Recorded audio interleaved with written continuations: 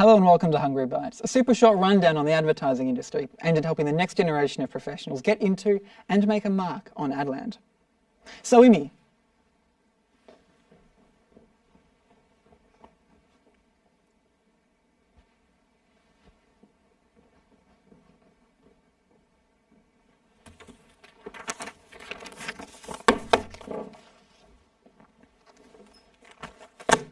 Welcome to Hungry Talks, where I'm the only host who could make it this week.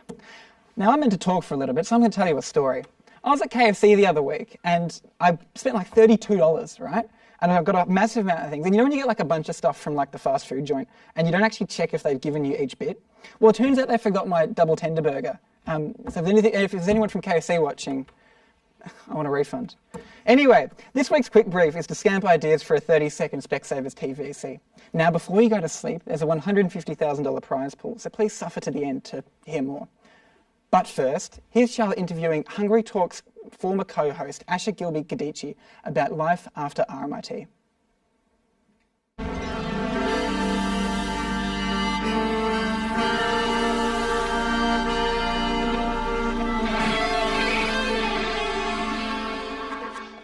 Hi, I'm Charlotte, Hungry Talks international correspondent. Today I'm joined with Asha, one of our RMIT graduates, to talk a little bit about what life has been like since graduating. So Asha, what has your life been like since leaving RMIT? Tell us a little bit about how the industry is treating you. It has been a little bit all over the place, I'm not going to lie. So I had a bit of a natural progression out of RMIT into award school, into a bit of a freelance gig, and then as the industry is still, in the grips of dealing with COVID, especially for junior positions, that wrapped up. They lost a few clients, got made redundant, found it was quite hard to get another job, just quick, smart. So my creative partner and I just got a random job to pay the bills as we kept hunting. The hunt was a long one. And then, landed another gig at AKQA, not in the creative department, but adjacent. And then it turns out one of my tutors from award school was working there, so she helped me kind of get on some briefs, even though I wasn't in the creative department. And then again, lost some clients, made redundant, and I was like, you know what, I can do it, I can find another job, it's so fine, stick it out. And I found a bit of a different role. Instead of going for a big agency kind of vibe, I found this guy who was starting an advertising agency under the premise of an advertising agency that doesn't make ads. It was he had a big vision and he didn't have a lot of experience to back it, but I was like, sounds like fun, let's go with it, like whatever. I've just been made redundant, like what, might as well just give it a go. Yeah. So took that role and was just doing a bit of everything. It was really all over the place, and we we're just setting up this agency, and then really quickly he kind of realized that he was hemorrhaging money and that he wasn't going to do it anymore. And I was like, great, okay, cool. I'm actually really disgruntled with this industry now, and I've had enough. And so I just got a random job, which I just started recently, kind of like personal assistant, marketing, marketing operations, bit of everything. It's been really weird and exciting, and I see the vision for it. Unlike the previous job. Yeah. It feels a bit too good to be true, but I'm like, there is a product and a brand there that I have faith in and back and see the vision for, and that has had success in the past. So I'm like, all right, cool, let's go for that. And so that's where I'm at now.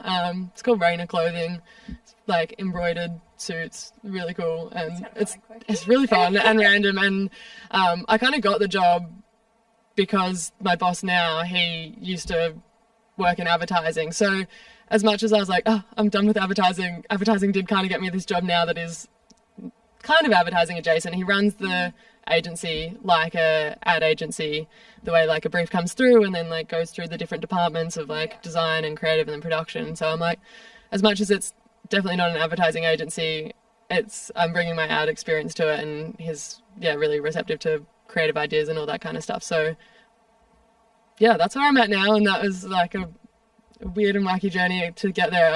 I swear I haven't had a job for over 12 months for like the last 2 years, which has been so weird because I'm normally like holding down jobs for a while, and it's just like redundancy, like hate my job, leave, redundancy. So yeah, that's where I've been. That sounds like a whirlwind of stuff. It seems like you're finding your feet with it, so that's really good. Now, RMIT, our course in advertising communications, is known for giving us the skills to tackle the industry once we graduate. How would you say that our course has almost shaped you to be ready for the industry itself? I think it definitely built resilience. Clearly, I'm here talking about all this, these roles, and I wouldn't have it any other way, actually. Like, I genuinely enjoy all the roles that I've had and changing it up and all the experiences. And I think RMIT, the course, especially Hungry Talks, really set me up for that, just persistence. I was already pretty persistent and driven, but Hungry Talks and trying to get guests on especially was good practice for just follow-up emails.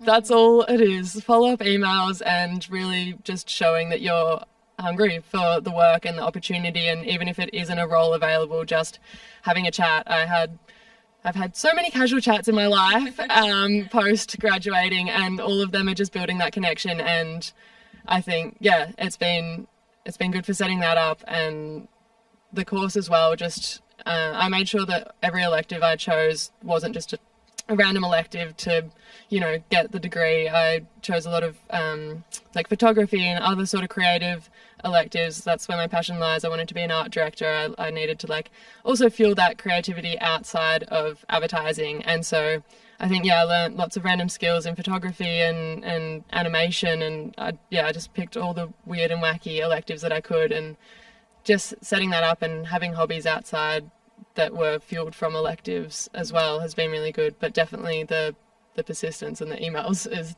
like the big one. And to finish off our interview, I thought it'd be really cool to ask you, maybe as we are on Hungry Talks, for one of your favourite memories from doing the show. It can be as wacky or as weird as you like. Feel free to not leave out any detail. I had lots of great experiences with it. My co-host Anna and I formed we were already really good mates, but we got even closer. Every Tuesday night we'd have a little sleepover, plan the episode, and then just come in and just be as weird and wacky as we could. And I think that obviously appeared in the show. We wanted it to be weird and engaging, and then also obviously the guests picked up on that, and I think that it made a bit more. It was a unique interview for a lot of guests. They would get the serious questions on theme, whatever, and then we'd do a weird game with them where they could kind of just let their hair down a bit. So we had, we had Cam Blakely on, and he was playing a game where he was guessing the price of how much an ad costs. We showed a classic ad that a lot of people would know, and just had a multiple choice of how much it costs. And we showed him the Cadbury Gorilla ad. And instead of just answering the question, taking a guess, he's like, oh, my mate worked on that. Let me give him a call. Live on air, we're rolling in Melbourne, and he just calls his mate up.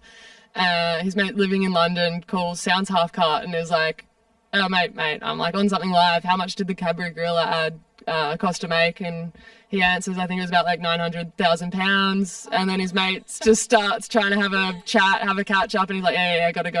And that was kind of fun. We just got this really impromptu live on air phone a friend. So guest wise, that was definitely a really fun experience, and I think just team wise, just building that friendship. Dim, who was also part of my team, him and I went on to become creative partners. So he was copywriter, I was art director, and when we landed the job at AJF, which was also thanks to Hungry Talks, and the previous year Alana and Bella, co-hosts of the year before us, they got us that job, or Alana recommended us for that. And so it's just keeping it in the Hungry Talks family seems to be the way that it went, and I think that was a big part of it and something that was really nice. Well, thank you so much, Asha, for joining us. It's nice to have you home at the Hungry Talks set, and we can't wait to see the rest that you do in this industry. Thanks for having me. It's all good.